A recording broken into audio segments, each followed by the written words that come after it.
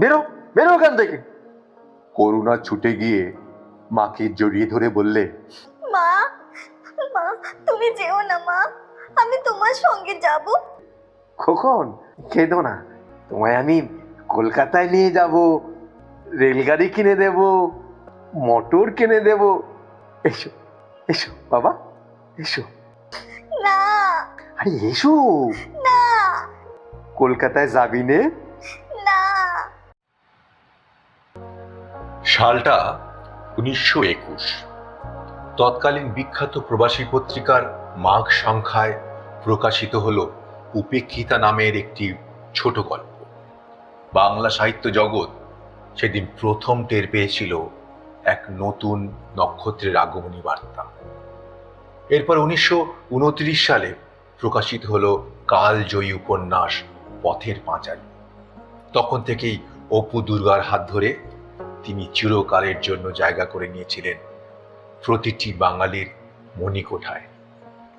আজ এত বছর পরও যার সৃষ্টির সুবাস একটুও ফিকে হয়নি, সেই কালজয়ী কথাকারের তেমনই এক অনন্য অসাধারণ গল্প নিয়ে আজ সেজে উঠছে আপনাদের প্রিয় গল্পের অলিন্দ। শুরু করা যাক আজকের গল্প, সংসার। উপেন ভট্টাচার্যের পুত্রবধূ বেশ সুন্দরী।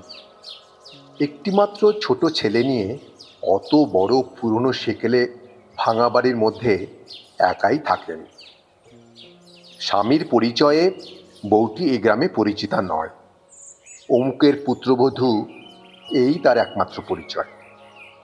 কারণ এই যে স্বামী ভবতারণ ভট্টাচার্য ভবঘুরে লোক, গাঁজা খেয়ে মদ খেয়ে বাপের যথা সর্বস্ব উড়িয়ে দিয়েছে। এখন কোথায় যেন সামান্য মাইনেতে চাকরি করে। শনিবারে বাড়ি আসে, কোনো শনিবার আবার আসেও না।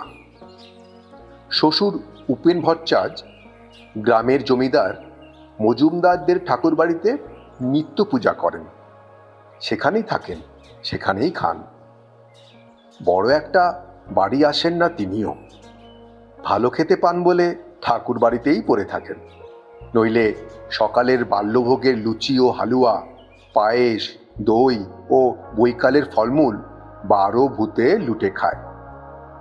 কোনো কোনো দিন সন্ধ্যার দিকে তিনি বাড়ি আসেন, হাতে একটা ছোট্ট পুঁটুলি, তাতে প্রসাদী লুচি ও মিষ্টি, ফলমূল, একটু বা ক্ষীরের ছাঁচও থাকে। তার নাতি করুণার বয়স এই 7 বছর। না খেতে পেয়ে এসে সর্বদাই খাই খাই করছে। যা হয় পেলেই খুশি। তা কাঁচা আমড়া হোক, পাকা নোনা হোক, চাল ভাজা হোক, তালের কল হোক, আধ পাকা শক্ত বেল হোক, খাওয়া পেলেই হলো। স্বাদের অনুভূতি তার নেই। ঝাল, টক, মিষ্টি, তেতো তার কাছে সব সমান। ও করুণা, এই দেখ কি এনেছি। কি ঠাকুর দাদা? দাদু টাদু বলার নিয়ম নেই এই সব অজ পানাগায়। ওসব শৌখিন শহরে বুলি করুণা শেখেনি। সে ছুটে যায় উৎসুক লোভীর ব্যগ্রতা নিয়ে। ঠাকুরদাদা পুঁটুলি খুলে দুখানা আখের টিকলি, একটা বাতাসা ওর হাতে দেন। ও তাতে মহা খুশি। ঠাকুরদাদা যে জিনিস দেন তার চেয়ে যে জিনিস দেন না তা অনেক ভালো ও অনেক বেশি। পুঁটুলির সেই অংশে থাকে বৈকালী ভোগের লুচি, কচুরি, মালপোয়া ও তালের বড়া। যখনকার যে ফল সেটা ঠাকুরকে নিবেদন করার প্রথা এই ঠাকুরবাড়িতে বহুকাল থেকে প্রচলিত। এখন ভাদ্র মাস, কাজেই তালের বড়া রোজ বিকেলে নিবেদিত হয়।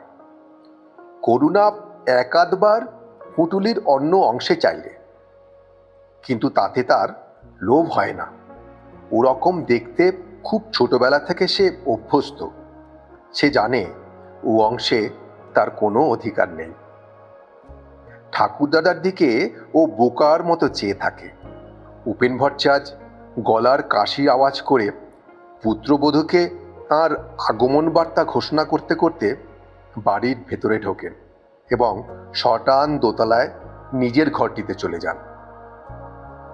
রোজ তাঁর ঘরটিতে নিজে চাবি দিয়ে বেরিয়ে যান এবং এসে আবার খোলেন। পুত্রবধূকে বিশ্বাস করার পাত্র তিনি নন। কোনো মেয়ে মানুষকেই বিশ্বাস নেই। ও বৌমা, বৌমা, তো ওপরে এসো, কে বাবা? একবার ওপরে এসো। পুত্রবধূ ওপরে গিয়ে দেখে শ্বশুর পুঁটুলি খুলে কি সব খাবার জিনিস ত্রস্তভাবে হাঁড়ির মধ্যে পুড়ছেন। পুত্রবধূকে দেখে তাড়াতাড়ি তিনি হাঁড়িটার দিকে পেছন ফিরে বসে বললেন, বৌমা, ওই ওই করো তো, আমার ঘরে একটা আলো জ্বেলে দিয়ে যাও তো। আপনি রাতে কি খাবেন বাবা? ভাত রাঁধবো? না, তুমি শুধু খাবার জল এক ঘটি দিয়ে যেও এরপরে। এ সংসারে বৃদ্ধ শ্বশুরের জন্য পুত্রবধূর রাঁধবার নিয়ম নেই। যার যার তার তার। ছেলে যখন আসে বাপের খোঁজ নেয় না, ওরা নিজেরা রাঁধে, নিজেরা খায়। উপেন ভট্টাচার্য এসে নিজের ঘরের তালা খুলে বড় জোর একটু জল, কোনোদিন বা একটু নুন চান পুত্রবধূর কাছে। এর বেশি তার কিছু চাইবার থাকে না, কেউ তাকে দেয়ও না। আজ পুত্রবধূর তার জন্য রান্না করার প্রস্তাবে তিনি খানিকটা বিস্মিত। নাড়াও বৌমা, করুণাকে দিয়েছি, আর তুমিও এই দুখানা লুচি আর একটু মিষ্টি নিয়ে যাও, জল খেয়েও। পুত্রবধূ দুই হাত পেতে শ্বশুরের দেওয়া আধখানা ক্ষীরের ছাঁচ, খানচারেক লুচি, আধখানা ছানার মালপোয়া ও দুটি তালের বড়া নিয়ে একটু অবাক হয়েই দাঁড়িয়ে রইল। শ্বশুর হঠাৎ কেন এত সদয় হয়ে উঠলেন তার উপরে? না খেয়ে থাকলেও তো কখনো পচেন না, সে খাচ্ছে না উপোস করছে। সে বললে, আমি যাই বাবা। হ্যাঁ, যাও। পান আছে? না তো বাবা, এ হাটে আমার হাতে পয়সা ছিল না। করুণার পাঠশালার মাইনে 4 আনা বাকি, তাগাদা করছে মাস্টার, তাও দিতে পারছি না। পুত্রবধূর নাম তারা। গরিব ঘরের মেয়ে না হলে আর এমন সংসারে বিয়ে হবে কেন? নিচে নেমে এসে সে ছেলেকে ডেকে দুখানা লুচি আর মিষ্টিগুলো সব খেতে দিলে। নিজের জন্য রাখলে দুখানা লুচি আর দুটো তালের বড়া। ছেলেকে তালের বড়া খেতে দিলে ওর পেট কামড়াবে রাতে। সত্যি, তার হাতে পয়সা না থাকায় কোনোদিনই রাতে সে কিছু খায় না। করুণার জন্যে দুবেলার চাল নেওয়া হয় ওবেলা। জল দেওয়া ভাত সন্ধ্যের পিদিম জ্বালিয়েই করুণাকে খেতে দেয়, তারপর মায়ে পোয়ে শুয়ে পড়ে। নিত্য নক্ষত্র ওঠে আকাশে, নিত্য চাঁদের জ্যোৎস্নায় প্লাবিত হয়ে যায় ওদের মস্ত বড় ছাত্রা। ও ছেলেকে নিয়ে অত বড় বাড়ির মধ্যে একখানা ঘরে শুয়ে থাকে। ইঁদুর খুটখাট করে, কলাবাদুর পুরনো বাড়ির কোণে কোণে চটাপট শব্দে ওড়ে, ছাদের ধারের বেলগাছটাতে বেলের ডাল বাতাসে দোলে। কোনো কোনো দিন ওর ছেলের ঘুম ভেঙে যায়। ভয়ে মাকে ঠেলা দিয়ে ঘুম ভাঙিয়ে বলে, ও কি খুটখুট করছে মা? কিছু না, তুই ঘুমো। ও ইঁদুর বাইরে ছাদে, শোনো না। আরে কিছু না, তুই ঘুমো। শাকচুনি আছে মা বেল গাছে? উফ, না রে বাবা, সেসব কিচ্ছু না। শোনো না মা, দিতার দাদা গল্প করছিল, তাদের বাসঝাড়ে না শাকচুন্নি আছে। যেটা নিজেও দেখেছে একদিন, বুঝলে মা? উফ, তুই ঘুমো, ওসব বাজে গল্প। আচ্ছা খোকন, আমি একা একা রাত 8টার সময় পুকুরে কাপড় কেচে আসি, আমি তো কিছু দেখিনি। উপেন ভট্টাচার্যের পুত্রবধূর সাহস খুব, একথা গায়েও সকলে বলা বলি করে। অত বড় প্রাচীন অট্টালিকায় বহু ঘরদোরের মধ্যে ছোট্ট একটা ছেলে সম্বল করে বাস করে, ওই ভূতের বাড়িতে। বাবা, শ্বশুর তো কাল ভদ্রে বাড়ি ফেরে, আমিও তাই। শনিবারে যদি বা এলো, রবিবার বিকেলেই চলে গেল। ধন্যী সাহস বটে মেয়ে ছেলের। কেউ কেউ বলে, মেয়ে মানুষের ভাই যাই বলো, অত সাহস ভালো না। স্বভাব চরিত্রের কার কি রকম তা তো কেউ বলতে পারে না। শেষ রাত্রে করুণা আবার মাকে ঠেলা মেরে বললে, ও মা, ও মা, উঠো না, কিসের শব্দ হচ্ছে? উফ, তুই বাবা আর ঘুমোতে দিলি নে। কই, কোথায় শব্দ? কে এসে ওদের দরজায় ঘা দিলে, কড়া নাড়লে ওদের ঘরের বাইরে। তারা ধর্মর করে উঠে বললে, কে? বাইরে থেকে উত্তর এলো, আমি, দোর খোলো। করুণা ভয়ে কাঠ হয়ে গিয়েছিল। হঠাৎ সে খুশিতে চেঁচিয়ে উঠল প্রায়। ও বাবা! তারা তাড়াতাড়ি উঠে গিয়ে খিল খুলে দিয়ে একগাল হেসে বললে, এসো এসো, একেবারে শেষ রাত্রিরে। ভালো আছো? হ্যাঁ, ওই বাস খারাপ হয়ে গেছিল রাস্তায়, আসতে যা কষ্ট হয়েছে। তালপুকুরের মাঠের মধ্যে সেই বাসটা খারাপ হয়ে দাঁড়িয়ে রইল রাত 10টা থেকে। এই খানিকটা আগে তো তখন চললো। ও আচ্ছা, তুমি হাত মুখ ধোও, জল গামলায় আছে আর গাড়ুতে আছে। আমি ভাত চড়াই। ভাত? শেষ রাতেরই ভাত খেয়ে মরি আর কি। আমার পুটুলির মধ্যে সরু চিড়ে আছে, তাই দুটো ভিজিয়ে দাও। খোকা, সরে আয়, তোর জন্য জিলিপি কিনেছিলাম, তা মিয়ে একেবারে নেতা হয়ে গেছে। এই নাও, খোকারে দুখান দাও, তুমি 2খান খাও। না, আমি খাবো না, তুমি খেয়ে একটু জল খাও। ওগো না না, যা বলছি শোনো না। আমার পেট ভালো না কয়দিন থেকে। সরু চিড়ে ভিজিয়ে নেবুর রস আর নুন মেখে বেশ কষলে কষলে কদ বের করে একেবারে। থাক থাক, তোমাকে আর শেখাতে হবে না। হাত মুখ ধুয়ে এসো। যাবো, তার আগে একবার গাড়ুটা দাও দেখি। গামছাখানা এখানে রেখে দিও, আসছি আমি। তারা তখনই চিঁড়ে ভেজাতে দিলে। স্বামী এসে হাত মুখ ধুয়ে বসলো। তার সামনে পাথরে একটা বড় বাটিতে চিঁড়ের কদ, নুন লেবু মিশিয়ে তাকে খেতে দিলে। স্বামী একটুকু মুখে দিয়েই বললে, বাহ, বেশ, নুন নেবু মিশিয়ে বড় চমৎকার লাগছে খেতে। হ্যাঁ, আর একটু দেবো? আরে না না, এই বেশি হয়েছে। হ্যাঁ গা, ওই ধার দেনা এবার কত? মাছ কিনেছিলাম একদিন ওই 4 আনা, আর একদিন 2 আনা। আর খোকা আমসত্ত্ব খেতে চেয়েছিল, তাই বোস্টম বাড়ি থেকে কিনে এনেছিলাম 2 আনার।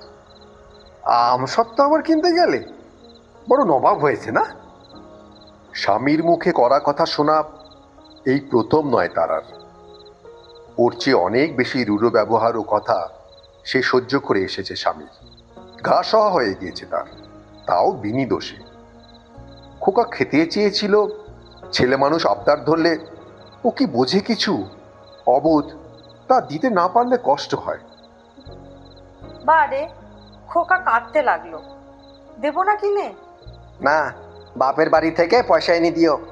মুখ সামলে কথা কও বলছি, বাপ তুলো না খবরদার।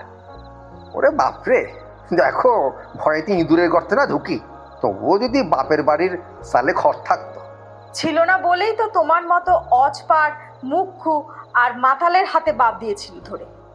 তবে রে, স্বামী ভবতারণ হাতের কাছে ছাতা পেয়ে তাই উঁচিয়ে তেড়ে গেল তারার দিকে। করুণা চিৎকার করে কেঁদে উঠলে ভয়। উপর থেকে উপেন ভট্টাচার্য বলে উঠলে, কে কে কি হলো? কে ওখানে? ভবতরণ উদ্যত ছাতা নামিয়ে বললে, তোমায় আমি ফের যদি ছোট লোকের মেয়ে কোথাকার। খবরদার, আবার বাপ তুলছো? বেরো তুমি বাড়ি থেকে। দূর হও, তোমার মুখে ছাইয়ে নুরো দেবো বলে দিচ্ছি। বেরো। হারামজাদি দেখ, এখনো মুখ সামলা বলে দিচ্ছি। বেরোবো কেন? হ্যাঁ, তোর বাবা এ বাড়িটা করে দিয়ে রেখে গেছিল নাকি? হ্যাঁ, তুই বেরো, বেরো তুই। করুণা আকুল সুরে কাঁদছে। বাবা মার ধুমধুমার ঝগড়ার মাঝে পড়ে গিয়েছে। ওর মা এসে ওকে কোলে নিয়ে বললে, চল খোকা, আমরা এ বাড়ি ছেড়ে চলে যাই। ওরা থাকুক যাদের বাড়ি, তোর আমার তো বাড়ি না এটা। খবরদার, কোকাকে শুয়েও না বলছি। যাবি হারামজাদি তো একলা মর্গে যা। খোকা তোর না আমার? বেশ, রাখো খোকাকে, আমি একলাই যাচ্ছি। যা, বেরো, বেরো ওখান থেকে। করুণা ছুটে গিয়ে মাকে জড়িয়ে ধরে বললে, মা, মা তুমি যেও না মা, আমি তোমার সঙ্গে যাব। ভবতারণ বললে, খোকন কেঁদো না, তোমায় আমি কলকাতায় নিয়ে যাব, রেলগাড়ি কিনে দেব, মোটর কিনে দেব। এসো, এসো বাবা, এসো। করুণা কান্নায় জড়িত সুরে বললে, না আরে এসো, না কলকাতায় যাবি নে। না। মাকে সে আরো বেশি করে জড়িয়ে ধরে। এমন সময় ওপর থেকে উপেন ভট্টাচার্য নেমে এসে ছেলেকে বললে, তুই কি চেঁচামেচি আরম্ভ করলি ভোর রাত্রি? তুই মানুষ হলি নে, এই দুঃখে আমি আর বাড়ি আসি রে। কেন মিছি মিছি বৌমাকে যা তা বলছিস? হ্যাঁ, আমি সব শুনেছি রে ওপর থেকে। তোরই তো দোষ, ও আমার ঘরের লক্ষ্মী। আপনার তো কিছু বলিনি, আপনি যান না বাবা। আমাদের কথার মধ্যে আসছি, আপনারা কে বলছে? আমি যাই না যাই সেটা আমি বুঝবো। আর তুই যে বলছিস বৌমাকে বাড়ি থেকে বেরোতে, হ্যাঁ, আমার বাড়ি না তোর বাড়ি? হ্যাঁ, আমি আজও বেঁচে নেই। তোর কি দাবি আছে এ বাড়ির ওপর? আমি ওপর থেকে সব শুনেছি। বদমাইশ পাজি কোথাকার। আমি মরবার আগে খোকনকে বাড়ি লিখে দিয়ে যাব। কালই যাচ্ছি আমি সদরে, বৌমাকে অসি করে যাব।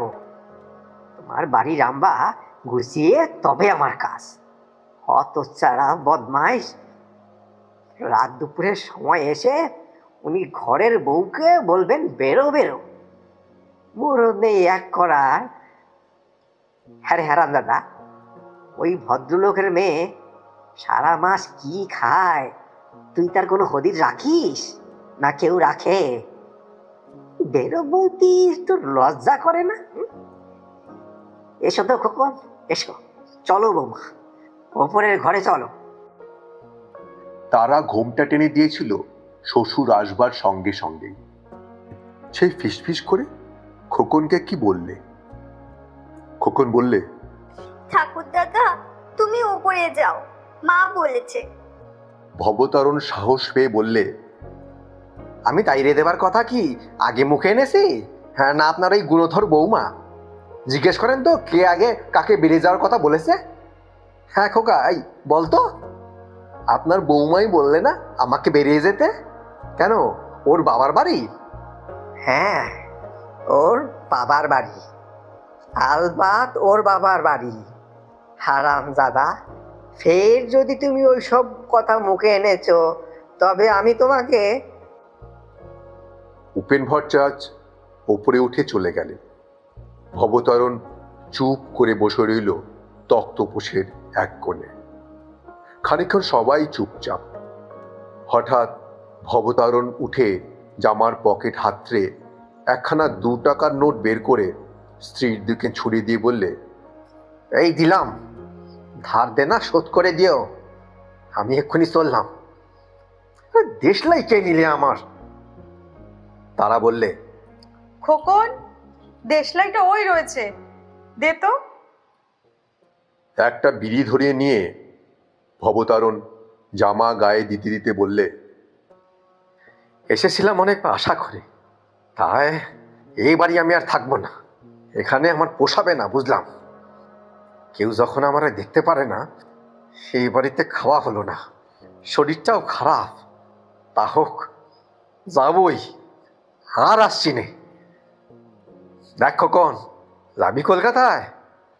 চল, আমার সঙ্গে চল, মোটর কিনে দেব, লেমন জুস কিনে দেব। করুণা নিরুত্তর। যাবি? না। এসো আমার সোনা, আমার মানি, চল, চলো আমার সঙ্গে। এই সময় তারা এগিয়ে এসে স্বামীর হাত ধরে বললে, কেন পাগলামি করছো? বসো, এখনো অন্ধকার রয়েছে, এখন কোথায় যাবে? ছি। হাত ছাড়ো, ছাড়ো বলছি।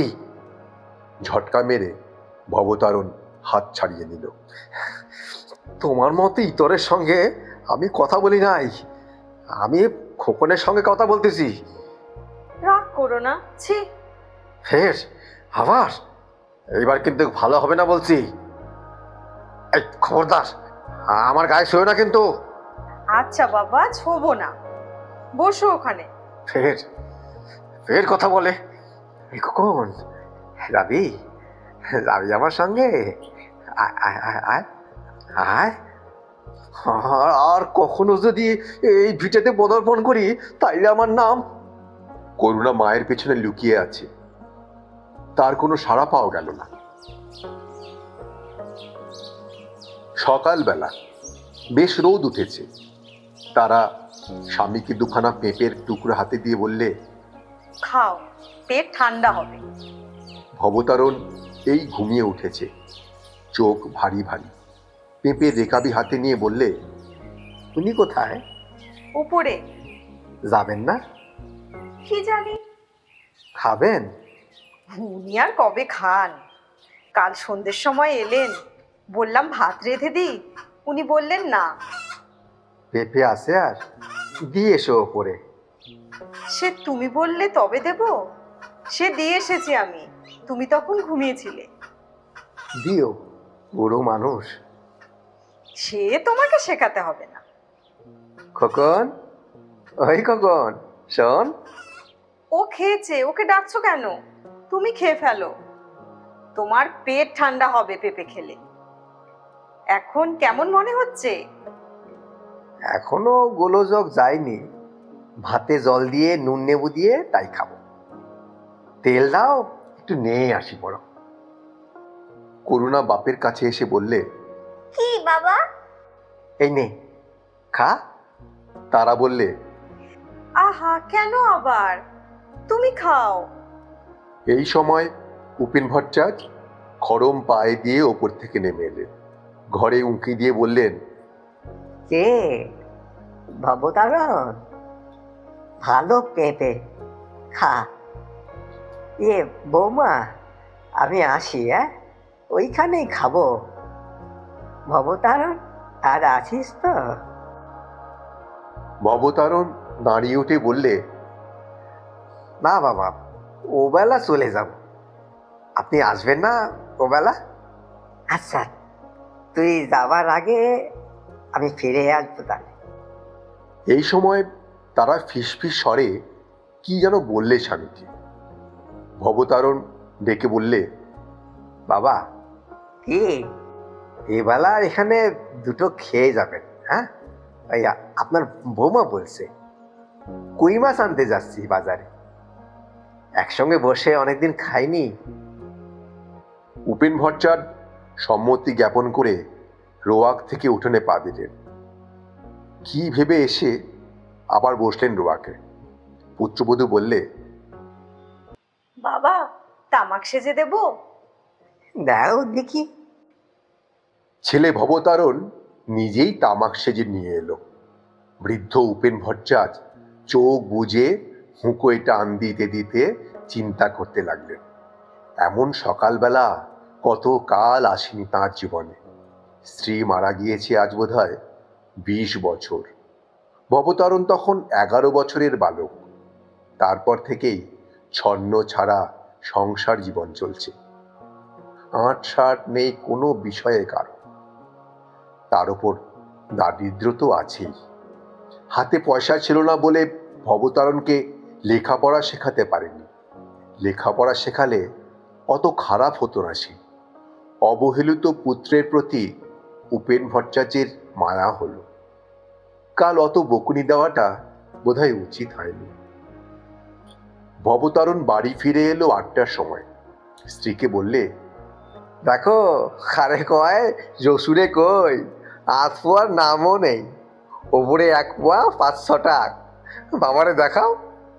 পুত্রবধূ বললে, এই দেখুন বাবা। বাহ, কত করে সের নিলে রে? 3.5 টাকা। তা হবে, যুদ্ধের সময় ছিল ভালো, এই দিন দিন যা হয়ে উঠল। অনেক দিন পরে পুত্র ও পুত্রবধূর সেবা যত্ন জুটল উপেন ভট্টাচার্যের ভাগ্যে। এমন একসঙ্গে খাওয়া দাওয়া কত কাল হয়নি। তিনি পড়ে থাকেন মজুমদারদের ঠাকুর বাড়িতে, পেটের দায়েই তো। ছেলে উপযুক্ত হয়নি, নিজেরই ছেলেটাকে সে খেতে দিতে পারে না। ওদের ভার লাঘব করার জন্যই তো তিনি পরের বাড়িতে খান। খাওয়া দাওয়ার পর উপেন ভট্টাচার্য দিবানিদ্রা দেবার জন্যে ওপরের ঘরে চলে গেলেন। পুত্রবধূ তামাক সেজে দিয়ে গেল। আহ, কি আরাম! সব আছে তার, অথচ কিছুই নেই। আজ দিনটা একটা চমৎকার দিন। এমন দিন আবার যে কবে আসবে। 12 মেশে সজনে গাছে ফুল ফুটেছে, ডাল পাতা নড়ছে বর্ষার সজল বাতাসে। ঘুমিয়ে পড়লেন উপেন ভট্টাচার্য। উপেন ভট্টাচার্যের পুত্রবধূও আপন মনে আজ খুব খুশি। ছন্ন ছাড়া ভাঙা বৃহৎ বাড়ি আজ যেন কার পাদস্পর্শে লক্ষ্মীর সংসারে পরিণত হয়েছে। দোতলায় শ্বশুরকে তামাক সেজে দিতে যাওয়ার সময় এই কথাই তার মনে হচ্ছিল। তার আছে সবাই, শ্বশুর, স্বামী, পুত্র, যা চায় মেয়েরা। এত বড় বাড়ি, জাজ্বল্যমান সংসার যাকে বলে। ওদের সকলের পাতে পাতে ভাত মাছ দিয়ে আজ কত সুখ পেয়েছে সে। ওদের খাইয়েই সুখ। ভাবতে ভাবতে সেও ঘুমিয়ে পড়ল। ভবতারণ অন্যদিন খেয়ে দিয়ে আড্ডা দিতে বেরোয় রায়পাড়ার হরু রায়ের নাতি অমূল্য রায়ের ওখানে। স্থলপথে যাত্রী দুজনেই। দুপুরের পর ভরা পেটে মমতার জমে ভালোই। আজ কিন্তু সে বাইরে গেল না। স্ত্রীকে ঘুমোতে দেখে সে মনে মনে ক্রুদ্ধ হলো। কেন, দুটো গল্প করতে কি হয়েছিল? তারাকে কি সে রোজ রোজ পায়? কত কষ্টে থাকে এই বাড়িতে একা। সে নিজে অক্ষম স্বামী, কিছু করবার পথ নেই তার সামনে। সে ভালো হবে ভেবেছে কতবার, কিন্তু তা হবার জো নেই। সে জানে কেন সঙ্গ বড় খারাপ জিনিস। সেসব বন্ধুদের সঙ্গ তাকে আজ এইখানে নামিয়েছে। জলপথ ও স্থলপথ কোনো পথ বাকি রাখেনি। আজকের সংকল্প কাল উড়ে যাবে কর্পূরের মতো। তবু আজকের দিনটি একটা সুন্দর, চাঁকালো, শান্ত দিন হয়ে থাক তার জীবনে। তারাকে ঘুম থেকে সে উঠিয়ে বললে, এই তারা, চা আছে ঘরে?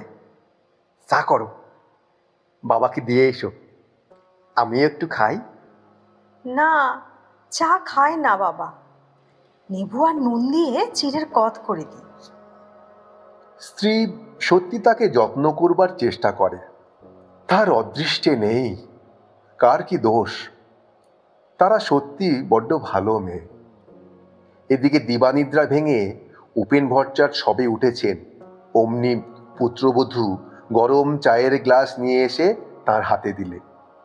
বিস্মিত চোখে পুত্রবধূর দিকে চেয়ে বললে, কি চা বাড়িতে ছিল? হ্যাঁ বাবা, ছিল। বেশ বেশ। পুত্রবধূ হাসি মুখে বললে, আর কিছু খাবেন বাবা? হ্যাঁ, তা কি খাওয়াবে? ডো ভাজা করে চিড়ে ভেজে নারকেল কোড়া দিয়ে নিয়ে এসে দেব। বেশ, কাঁচা লঙ্কা অমনি ওই সঙ্গে একটা এনো। হ্যাঁ, আর আসুন, ওই ভবতারণকে এবার খোকনকেও দিও। তামাক দেবো বাবা? এখন না, চিড়ে ভাজা আগে খাই, তারপরে। বাহ, মুখটা নষ্ট করে দেবে বৌমা। এমনি সুন্দর হাসি খুশির মধ্যে সেদিনের সূর্য ডুবে গেল জামদার বড় বিলের ওপারে। সারাদিন কেউ কোথাও নেই। ভবতারণ চলে গিয়েছে, যা সামান্য 2টি টাকা দিয়ে গিয়েছে তাতে 5 দিনের চালও হবে না। উপেন ভট্টাচার্য উঠে গিয়েছে মজুমদারদের ঠাকুর বাড়িতে। একা রয়েছে তাঁর পুত্রবধূ সেই প্রকাণ্ড ভাঙা বাড়িতে ছোট্ট ছেলেকে নিয়ে রাত্রে। আবার কলাবাদুর ওড়ে কুড়ি কাঠের খোপে খোপে পেঁচা ডাকে ডুমুর গাছের নির্জন অন্ধকারের মধ্যে করুণা ঘুমের মধ্যে মাকে বলে, ও মা, কিসের শব্দ মা? ওঠো ওঠো, ওটা কি মা?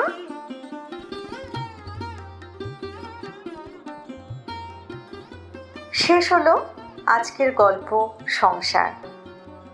সত্যি একেই বলে সংসার।